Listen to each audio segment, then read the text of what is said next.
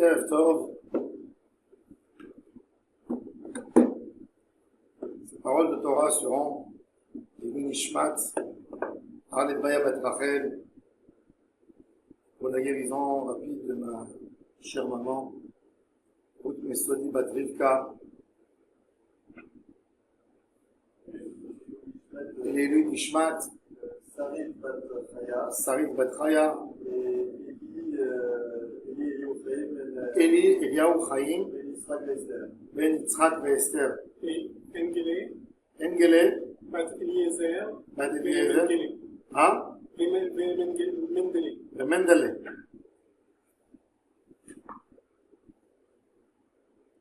Parashat Korach. On voit dans le livre de Bamidbar des punitions terribles sur des avérotes qui n'existent pas trop dans la Torah. On ne voit pas trop leur présence. De parler du mal d'Eretz Israël. C'est pas mentionné dans les interdits, d'accord? Il n'y a pas une des mitzvot passives. Si vous regardez la Torah, dans les 365 interdits, qui est écrit, ne parle pas du mal d'Israël. Il n'y a pas. Et pourtant, ça leur a coûté la mort du peuple juif. Pas tout de suite, mais en 40 ans, ils ont tous disparu. Ce qu'il y a dans la Torah, un interdit dans les 365 interdits, ne pas se disputer. Il n'y en a pas. Et pourtant, il y a eu une mort tellement atroce pour Korach et son équipe. C'est même pas une des 4 méthodes de Bézi. C'est plus grave que de la lapidation. Un trou qui s'ouvre dans la terre, comme une grosse bouche. Il y a du feu. Korach a avalé, lui, tout celui qui l'a soutenu, avec leurs femmes, leurs enfants. La Gemara a dit qu'Akadosh Baruch Hu ne punit pas des jeunes jusqu'à 20 ans. Un homme n'est pas puni. S'il n'est pas assez mature, pourquoi tu vas le punir? On fait tellement de bêtises dans notre jeunesse, inconsciemment, et des fois même, pour vérifier les limites, on pousse. Et à quand je vois où il dit tout ça, je ne considère pas ça comme des fautes. C'est même pas une faute. L'homme, il n'est pas mûr dans sa tête. Et pourtant, dans cette histoire de Marloquet, sont morts même des enfants, des bébés. La Marloquet, c'est anti-Hachem. C'est comme de la même manière que Akadosh Baruch Hu n'aime pas l'idolâtrie. Entre nous et lui, très jaloux. L'idolâtrie, c'est une trahison au plus haut niveau de chez nous. De cette même manière, de faire de la machloket dans le Ham Israël, c'est le plus haut niveau de séparation, éloignement entre nous et Hachem. Si on regarde toutes les mitzvot du livre de Bamidbar, les 10 épreuves terribles que l'Am Israël n'a pas tenues dans le désert, qui leur a coûté très cher, sont des avérotes que leur but était éloigner les enfants d'Israël d'Hachem. Chaque avéra avait sa manière de ne pas rentrer en Israël, de ne pas croire dans le potentiel d'Hachem. Korach dispute dans le Ham Israël.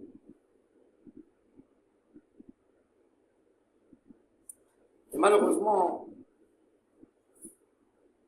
on voit que dans l'histoire, on ne regarde même plus qui a raison. On a le résultat. Il y a une Mishnah très intéressante dans Pirkei Avot qui nous dit que quand on parle de profaner le nom d'Hachem, Echad Shogeg ve Echad Mezid Bechilul Hashem. Dans toutes les avérots de la Torah, on sait qu'un Shogeg, un homme qui a fait une avéra sans prendre conscience, sans faire exprès, il n'a pas de pénalité. Il a au max un korban. Et même dans le shogeg, ça veut dire, il y a des dimensions de la faute. Ça veut dire un shogeg dans la Torah, c'est quelqu'un qui a pris connaissance de l'action, mais il ne savait pas que c'était interdit.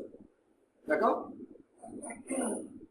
Mais un homme qui n'est même pas conscient, c'est-à-dire, un homme par exemple Shabbat, il passe dans le couloir, il allume la lumière sans faire exprès. C'est même pas shogeg, il n'y a même pas de korban. Ça veut dire que c'est le plus bas niveau du shogeg. Et dans le Chilul Hashem, profaner le nom d'Hachem, si quelqu'un a fait une action sans faire exprès, d'accord? Il y a quelqu'un qui lui a dit, par exemple, un rabbin, il y a quelqu'un qui lui a dit à l'aéroport, ça ne te dérange pas de me prendre ma valise? Et il est passé, et dans la valise il y avait de la drogue, et il s'est fait arrêter. Et les médias ont mis, voilà, vous voyez, on a découvert la valise d'un rabbin, on a trouvé de la drogue, par exemple. Lui, par un geste de gentillesse, il n'était même pas conscient. Eh ben, ce rabbin, il aura perdu son olam haba parce que il a profané le nom d'Hachem. Le dégât a été fait. Tu peux te justifier. Jusqu'à demain, ça n'existe pas. C'est ce que la Mishnah, elle dit. Dans le Chilul Hashem, de salir le nom d'Hachem, ça ne t'aidera pas, cet argument de dire je n'étais pas conscient, je ne savais pas. Tu avais à vérifier avant. Quand quelqu'un, un ministre, il fait quelque chose de terrible, il ne peut pas se justifier en disant je ne savais pas. Regardez le 7 octobre. Est-ce que le peuple acceptera de qui que ce soit une réponse ah je ne savais pas? Non, c'est inacceptable. Tu as beau à expliquer jusqu'à demain, c'est arrivé chez toi, monsieur, démissionne, prends les mesures, il n'y a rien à faire. Eh ben, dans la Avera de la Machloket, c'est pareil. Tu peux pas dire, quand tu as séparé le peuple, tu as amené la haine gratuite, d'accord? Tu as fait une histoire, le peuple est partagé, divisé, et après toi, tu te rends compte que ton opposant avait raison à 100%. Est-ce que tu peux revenir, regarder le peuple après 5 ans et dire, vous savez, j'ai critiqué le leader, le dirigeant, parce que je pensais qu'il était tordu, et maintenant, je m'excuse. Il s'avère qu'il était correct. Il n'y a rien à faire. Le dégât a été fait, le Ham Israël a été séparé, et c'est pour ça que dans le Korach, il n'y a même plus de notion de Teshuvah du moment où ça a été défini. Où Korach a dit, demain, je sépare le peuple. C'est pour ça que Moshe Rabbeinu leur a dit, attendez un peu, calmez-vous. Non, demain on va faire le test du Kohen. C'est-à-dire que, officiel, on renonce à ça, que toi tu es l'envoyé d'Hachem. Ça y est, là il n'y a pas de moyen pour faire tes chouvas. Parce que le Chilul Hashem, il a déjà été fait. Ça y est, c'est terminé. Du moment où tu as jeté l'autorité de Moshe Rabbeinu, où le dégât a déjà été fait, il n'y a plus de teshuva à faire, on ne peut pas faire teshuva. Teshuva, c'est après la pénalité. C'est exactement comme un Chilul Hashem. Un ministre, sans faire exprès, il a sali la réputation de son royaume, de son gouvernement, il démissionne, il n'y a rien à faire. Après, est-ce que le peuple voudrait lui pardonner? C'est une autre question. Puni, il est puni. Et pour ça, le Ham Israël, quand il y a eu l'histoire de Korach, Akadosh Baruch Hu avait besoin de punir Korach. C'était un besoin. D'autant plus que ça peut pas, pourquoi ça peut pas se pardonner? Parce que même si Moshe Rabbeinu est humble, et Moshe Rabbeinu, on voit que Moshe Rabbeinu là, Moshe Rabbeinu qui était tellement humble, d'accord? C'est quelque chose de remarquable. La Torah, elle témoigne sur Moshe dans notre paracha, et dans Myriam, que Moshe dit, Vanachnouma, nous sommes rien du tout. Vous savez, la Gemara dit, est plus grand ce qui a été dit à propos de Moshe que ce qui a été dit à propos d'Abraham. Abraham Avinu a dit devant Dieu, Dieu, je n'ai pas de face devant toi. Qui je suis pour ouvrir ma bouche et pour parler puisque je suis que de la cendre et de la poussière de la terre. Mon cher Rabbeinu, il a dit, Vanachnu, nous, on est quoi? Alors, il y a des commentateurs du texte, ils ont essayé de montrer qu'en fait, ça veut dire nous sommes quoi? On rentre même pas dans une définition. De la terre, c'est quand même une définition. De la cendre, c'est quelque chose que tu peux toucher. Rav Libracha, lui, il disait non. Il disait, il faut regarder à qui ils ont dit. Abraham a dit à Hachem, Hachem, moi je suis. J'ai pas de face devant toi. Je suis que de la poussière, de la terre et de la cendre. Mais il a dit ça à qui? À Hachem. Mon cher Rabbeinu a dit à ses opposants, je ne suis rien par rapport à vous. Vous êtes les meilleurs. Vous avez raison. Ça, c'est la grandeur de Moshe. Ne s'écraser pas devant Hachem. Devant Hachem, c'est sûr que tu t'écrases. De s'écraser devant un homme que pour toi il te veut du mal, même devant lui, de t'effacer. Mon cher Benoît était effacé devant tout le monde. C'est la grandeur de Moshe. Mais en même temps, Moshe Rabbeinu va avertir Korach et lui dit, tu sais, je vais demander à Hachem de faire quelque chose de terrible. Mon cher Rabbeinu ne maudit pas Korach qu'il meurt, par exemple. Non. Mon cher Rabbeinu se trouve dans une situation tellement catastrophique où Korach a réussi à monter le peuple entier contre lui et à dire qu'il a inventé des choses. Alors, ça commence avec Aaron. Tu n'avais pas à nommer ton frère Aaron comme Cohen, le moine du peuple. Tu n'avais pas à nommer les enfants de Aaron comme Kohanim. Tu n'avais pas à nommer Elitzaphan ben Uziel comme Nessie à Lévi. Tu n'avais pas à le nommer. Du moment où Korach il a remis en question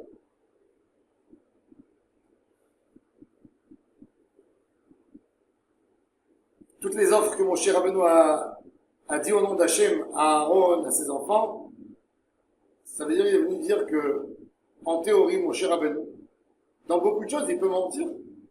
Il peut mentir sur le Shabbat, par exemple. Il peut mentir sur le mitzvah du tzitzit. Si demain, mon cher Rabbeinu n'est plus crédible au niveau de ce qu'il dit au nom d'Hachem, il peut dire tout. Et on l'accuse qu'il a ajouté, qu'il a inventé, qu'il a transformé, qu'il a déformé. Demain, je peux dire sur les 613 mitzvot. Donc, Moshe Rabbeinu a perdu sa crédibilité devant le peuple. Alors, Moshe Rabbeinu était obligé de dire, tu sais quoi? Je vais même pas te parler maintenant au nom d'Hachem. C'est moi qui vais demander quelque chose, et Hachem va faire ce que j'ai dit. Et tu verras que je n'ai pas fait de mon cœur. Moshe Rabbeinu a demandé à Kadosh Baruch Hu de faire quelque chose où personne pourra dire que Moshe Rabbeinu était intelligent et il connaissait quelque chose, il était plus malin que les autres et il pouvait dire et estimer qu'il allait avoir ça et il a collé. Comme il y a certains qui inventent, ils disent Moshe Rabbeinu, vous voyez qu'il y avait la rade marée. Et il a fait passer les enfants d'Israël au moment même. Mais qui est la rade marée, ça aussi c'est un miracle. Mais Demain, tu vas dire, mon cher Rabbeinu, il a fait un diagnostic sur Korach, il a vu qu'il avait des problèmes de cœur. Et il a dit, tu sais quoi, tu vas recevoir une crise cardiaque. Et puis plus tard, il a eu la crise cardiaque alors. Du moment où tu as déjà semé les graines, que mon cher Rabbeinu c'est un malin et c'est un vicieux, toujours on pourra dire qu'il a inventé quelque chose qu'il savait, qu'il a fait un coup de malice. Mon cher Rabbeinu était obligé de trouver quelque chose que personne ne peut s'y attendre. Pour qu'on l'accuse pas d'inventer de lui-même. Il n'avait plus de choix. Et il était obligé de demander une mort qui n'existe pas. Et Korach a payé très cher. Lui, les 250 chefs qui se sont rajoutés à lui, les enfants, les petits-enfants, tout le monde. Quelques des enfants de Korach, quand ils étaient déjà avalés dans la terre, ils ont crié « Hachem, pardonne-nous ». Et ils sont sortis. Et parmi eux, est venu le prophète Samuel. Shmuel Navi, c'est un petit-fils de Korach. Ben Elkana, Ben Abiasap, Ben Korach. La Menatzar devenait Korach Mizmor. Le Mizmor de Rosh Hashanah. Kol Haramim Tikrokav. C'est les enfants de Korach qui ont été sauvés. Mais quand on casse la notion de l'amour du Ham Israël, l'unité, la parole de la Torah, on a tout tué dans le peuple. Et Hachem ne pardonne pas ça. Il faut savoir que, malheureusement, quand on ne soigne pas nos midotes, regardez à quoi on peut arriver. Soigner les midotes, ça veut dire, regardez la manière d'accomplir les mitzvot chez Korach, à quel point Korach était quelque part rigoureux avec lui-même sur les règles de halakha basiques. Le Midrash nous raconte une histoire incroyable. Il y avait un monsieur, qu'on le voit avec Korach au début, mais après, il n'est plus là quand Korach est mort. C'est qui? C'était On Ben Pelet, le chef, un des chefs de la tribu de Réhouven. On Ben Pelet. On, fils de Pelet, était un grand érudit, un homme avec énormément d'influence, et il a dit à Korach, tu sais quoi? Si tu vas t'opposer à Moshe, je suis avec toi. Je prends position. Korach était content. Il lui a donné la main, il a dit, je vais avec toi. Le soir, On Ben Pelet dit à sa femme, voilà, tu sais, demain on va faire, il va y avoir un putsch. Et sa femme le regarde et lui dit, mon cher mari, permets-moi de te faire la remarque. Aujourd'hui, qu'est-ce que tu es? Tu es chef de tribu. Tu es honoré. Pourquoi tu collabores avec Korach? Est-ce que demain, tu auras un meilleur statut? Tu resteras le même. Si Korach, il veut prendre la place de Moshe, toi, tu resteras dans ta place. Quelle est la différence si tu vas avec Moshe ou si tu vas avec Korach? Toi, qu'est-ce que tu gagnes? Et peut-être Korach va perdre. Et toi, tu perdras même ton job. Il a dit, ma chérie, t'as raison, je suis idiot. Mais je n'ai rien à faire, et je me suis engagé. Il a dit, laisse-moi arranger les choses. Le lendemain, quand Korach est venu, elle s'est mise à l'entrée de la tente et elle a commencé à faire sa toilette. Elle se maquillait. Et quand elle a enlevé le foulard pour arranger ses cheveux, pour attacher bien les cheveux, Korach, il a vu ça, il a traduit ça comme manque de tzniut, il s'est sauvé. Et la Gemara a dit que la femme de On Ben Pelet, c'est la sagesse féminine. C'est celle qui a su sauver son foyer, qui a su attraper son mari à temps, qu'il a éloigné de Korach. Et regardez quelque part la rigueur de Korach. Ça veut dire, il voit une femme en train de se coiffer les cheveux, tellement il est religieux, il se sort de là-bas. Il rentre pas quand même, il ferme ses yeux. Non! Assourd d'après la. Elle est en train de se coiffer les cheveux. Pour comprendre le niveau, à quel point il était strict, Korach. Comment cet homme, à la fin, il va contrarier mes machines. Et là, on voit un élément incroyable dans l'homme. Là, on voit qu'une pratique religieuse n'est pas censée à changer le caractère humain. Les midotes. Une pratique religieuse, c'est un dévouement par rapport à Dieu. Vous pouvez avoir deux personnes, d'accord, qui travaillent dans une société. Il y a un qui est dévoué à 100% au patron. Il travaille jour et nuit pour que la société réussisse. Et l'autre, il est beaucoup plus cool. Il travaille, mais il travaille moins. Est-ce que celui qui travaille plus pour la réussite de la société, est-ce que ça veut dire que lui, c'est un meilleur homme chez lui à la maison? Est-ce que ça veut dire qu'il est meilleur avec ses amis? Est-ce que ça veut dire que c'est un homme de qualité? Ça veut dire ou ça veut pas dire? Qu'est-ce que vous pensez? Ça veut pas dire. Ça veut dire qu'il a un intérêt. On ne sait pas lequel. Peut-être non. Peut-être oui. Peut-être il aime son patron.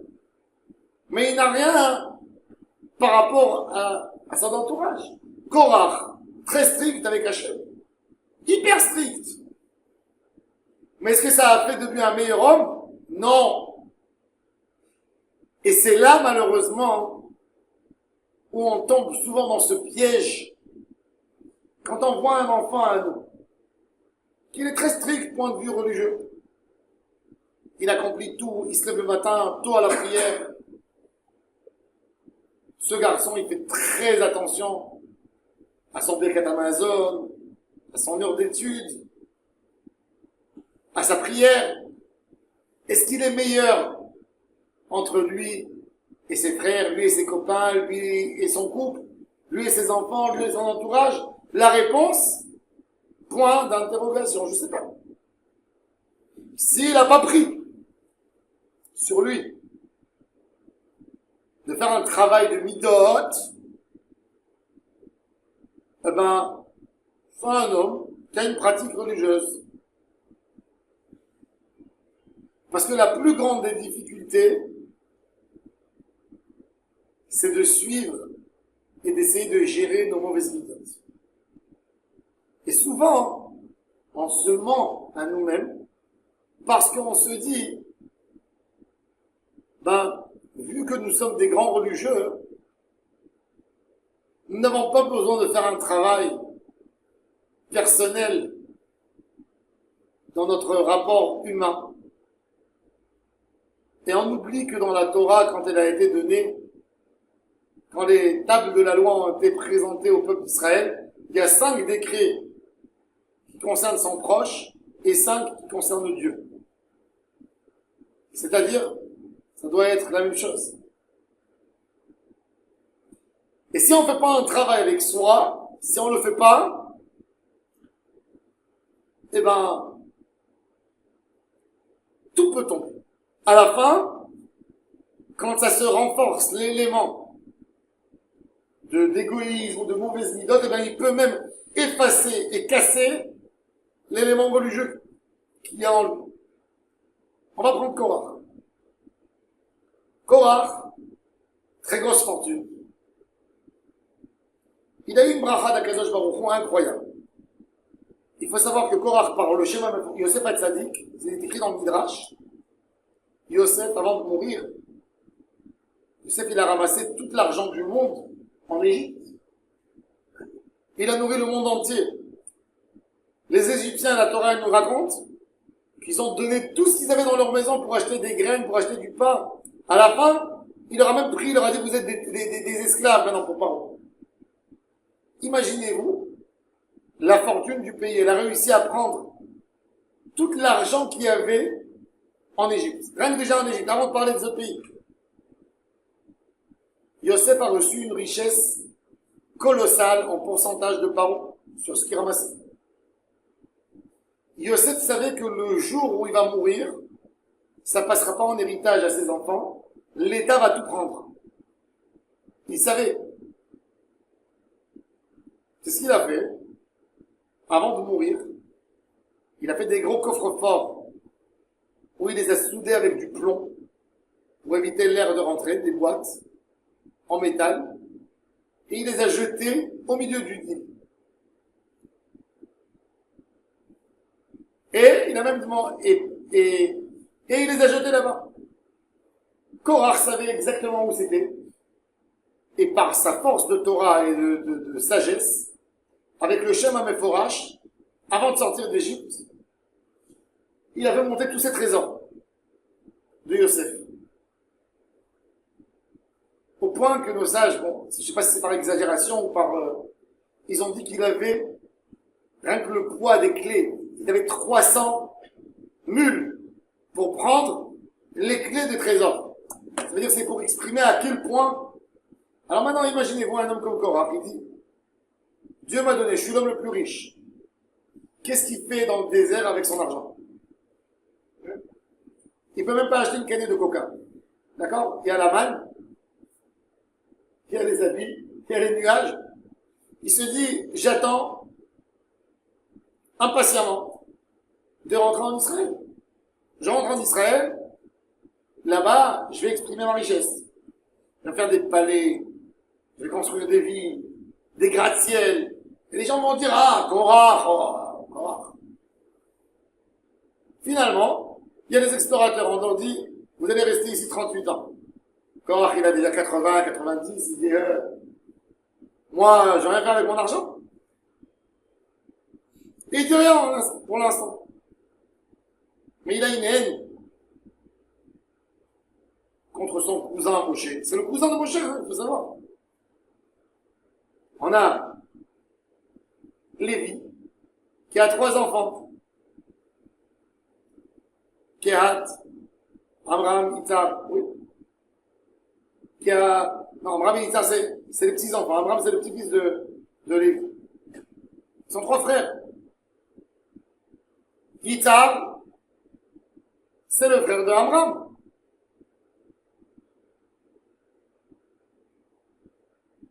C'est un cousin de Moshe Rabbeinu. Et lui, il n'a rien reçu. Il garde dans son cœur. Et quand l'histoire, elle arrive, l'occasion, elle arrive, ben, qu'est-ce qu'il dit Korah? Quel élément il utilise? Maintenant, il faut savoir que peut-être même Korah n'était pas conscient, d'accord, qu'il avait de la jalousie mal soignée. Quel élément il dit Korah? Korah, il dit un élément que normalement, tout homme qui aurait dit ce qu'il a dit Korah, vous l'aurez admiré. D'accord? Imaginez-vous que je dis l'entrée à la synagogue, dans le lieu de service divin, est faite que pour les moines. Et vous avez une manifestation de gens qui disent, nous tous on veut servir le bon Dieu. Nous tous on veut on est des dévoués. Pourquoi vous nous faites ça? C'est pas beau? C'est pas beau? C'est magnifique.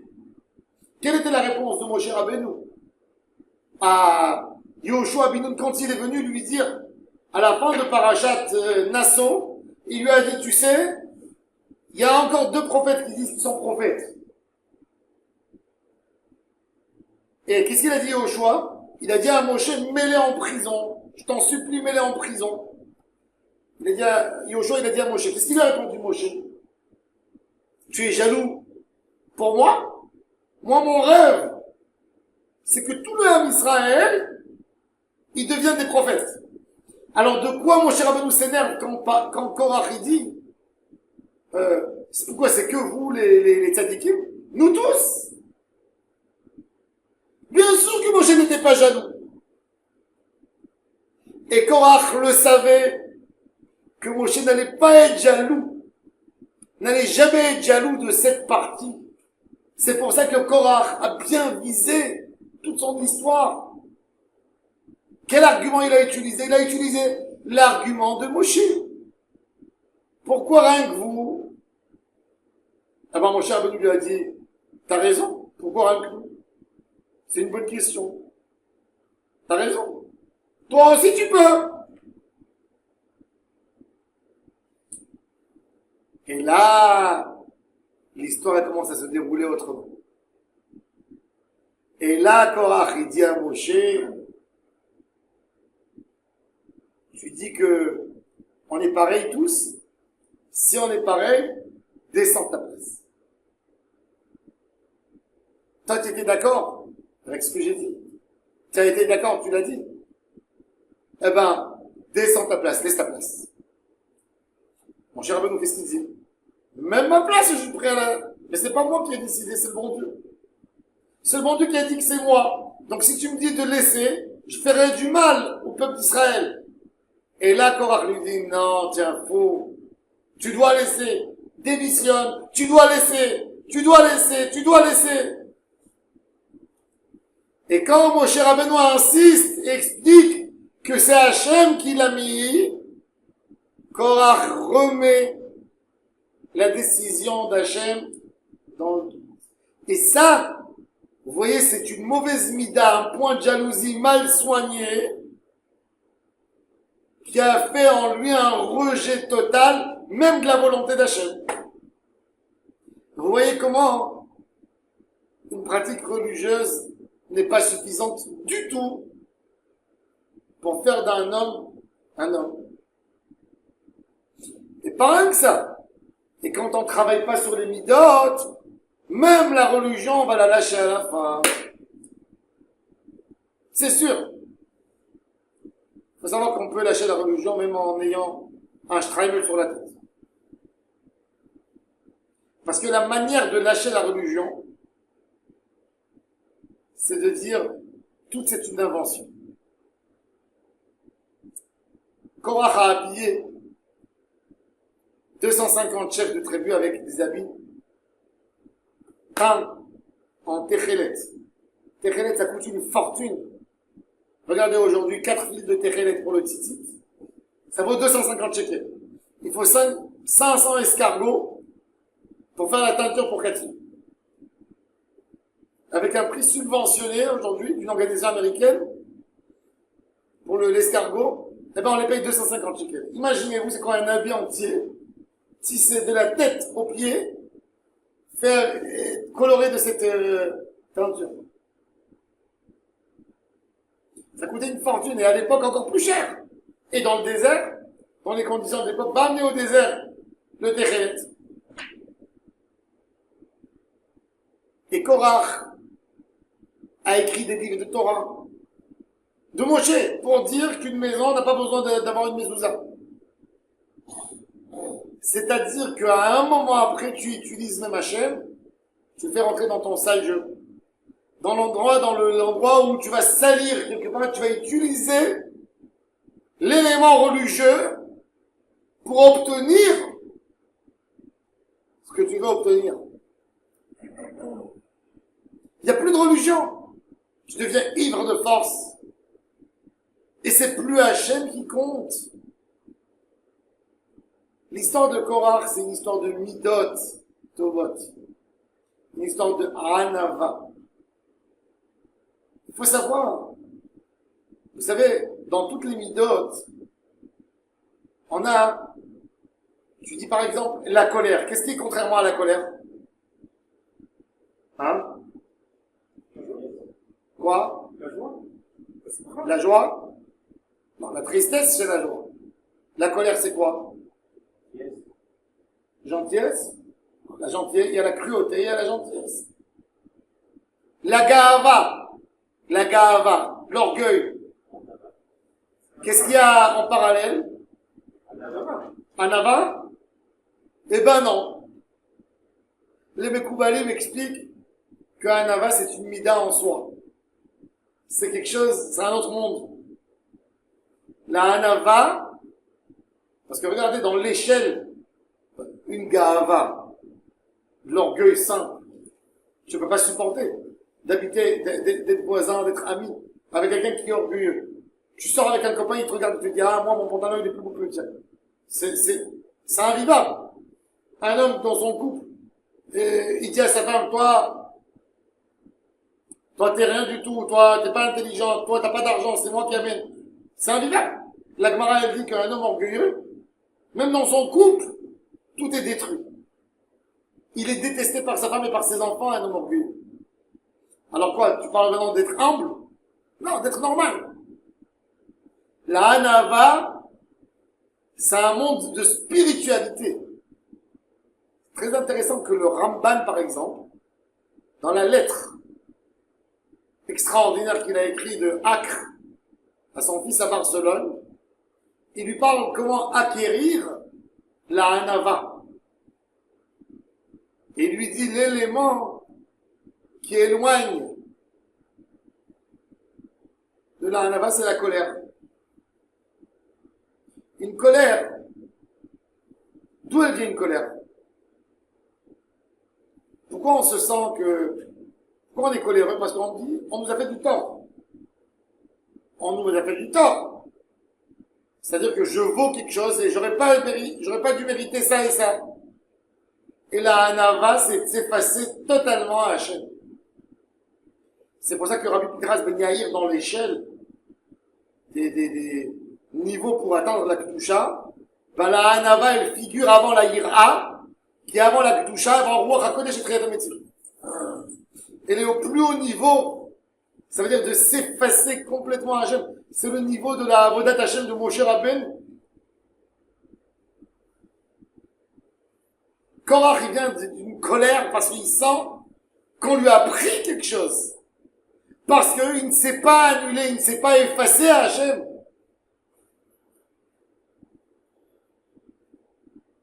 Mais nous, on parle de midot simple, de soigner une jalousie. Comment je soigne une jalousie?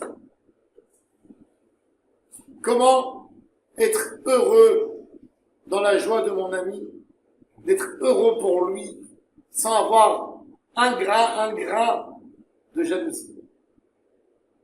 Quand je lui souhaite Mazal Tov, ou je le félicite pour son succès, que je n'ai rien de jalousie. Que je veux qu'il y ait plus encore. C'est dur. Quand des fois tu as un collègue, il est rentré au travail après toi. 2 ans après toi, il est venu tout d'un coup à la nommer responsable. Et tu te dis, quoi? C'est pas juste, c'est pas... Avoir la... Ça c'est beaucoup plus. Sa mère, bébé, dans la joie de l'autre, ça rentre à un avare. C'est Hachem. C'est Hachem qui décide. Et ben maintenant, c'est Hachem qui a décidé de lui donner, je suis content pour lui. D'être heureux. Pour la joie de n'importe quel juif. Ça, c'est d'être un homme. D'être Yaré Hachem, d'être spécial. Quand on n'a pas de midot tovot, on tombe, on se perd. Les hommes ont perdu leur vie parce que ils n'ont jamais travaillé leur midot. Croyez-moi, des fois je reçois des téléphones, je pleure. Et j'entends des histoires horribles entre l'homme et son proche, entre l'homme et sa femme dans son couple. Et les femmes me disent, mais Rav, mais comment on peut faire une chose pareille? Comment on peut s'emporter? Comment on peut faire une chose pareille? Et la vérité, c'est que j'ai pas de mots. Au nom de la religion, hein, au nom de la religion. Hier, je rencontre une femme, écoutez ça. Une femme qui me raconte en larmes. Elle a une amie, son mari, il a la maladie, le Charcot. Il est mourant à Tel Aviv, à Ichilov. Mourant. Son fils, il devait se marier en mois de juillet.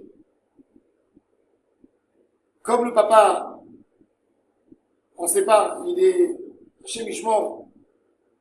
Sa vie, elle tient sur un fil. Le fils voulait au moins que son papa le voit heureux. Donc, il a pris 10 amis, avec un rabbin pour qui il est marié, à côté du lit de son papa. Il ne veut pas y voir. Il s'est inscrit, le garçon, il s'est inscrit pour le mariage à Tzohar. Tzohar, c'est un organisme religieux, mais reconnu par l'État d'Israël. Reconnu, c'est pas qu'il est pas reconnu.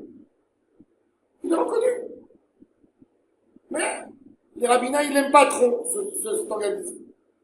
Peu importe, justifié, pas justifié. Le garçon, il va, il tape à la voix. Je raconte ça pour que les gens entendent. Parce que je veux que ça arrive dans leur oreille.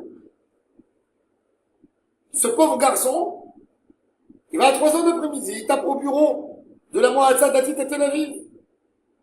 Il demande une roupa, 4 bâtons, avec le tissu qu'on fournit. Prêtez-les-moi, je vous donne un chèque de caution. Je mettrai une roupa à l'hôpital, à côté du lit de son père. Et on lui dit, où tu t'es inscrit? Il dit, je me suis inscrit à toi. Ah ben non! Tu ne recevras pas. C'est des choses, c'est pas que ça met en colère. C'est des choses que moi, comme religieux, j'ai honte. J'ai honte. J'ai honte pour la Torah. J'ai honte, entièrement. Je blanchis pour la Torah, ça me fait mal. Ça me fait mal pour l'être humain. Comment tu peux représenter la Torah et parler? Comment?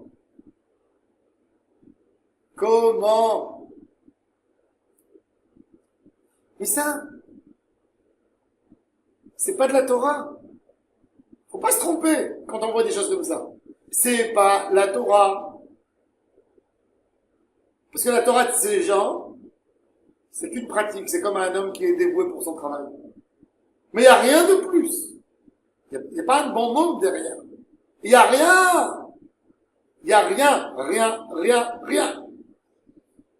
Il y a un homme sans midot. 0 midot. Il y a quoi? Il n'y a que de la pratique religieuse. C'est pratique, comme tout. Il n'y a pas un homme. Il n'y a pas un travail.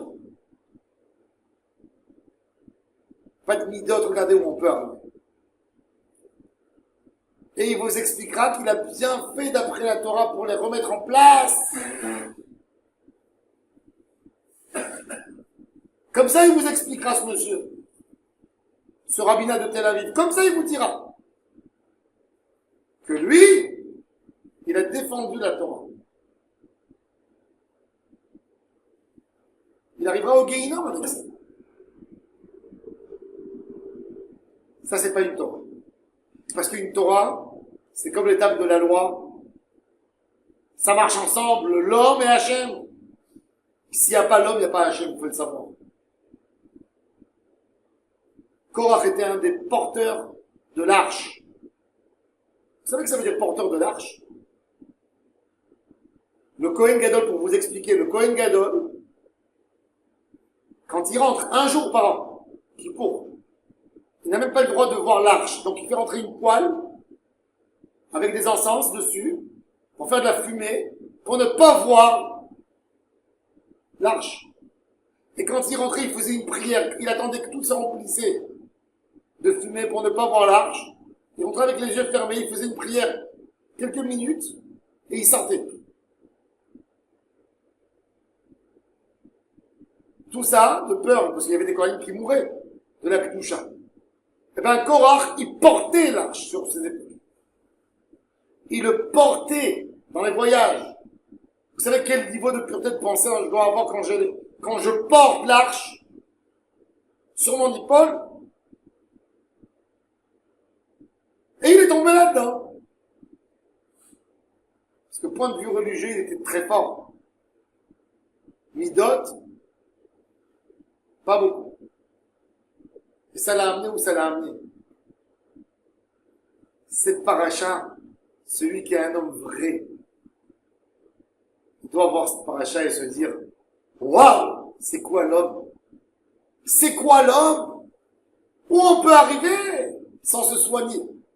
Où on peut tomber?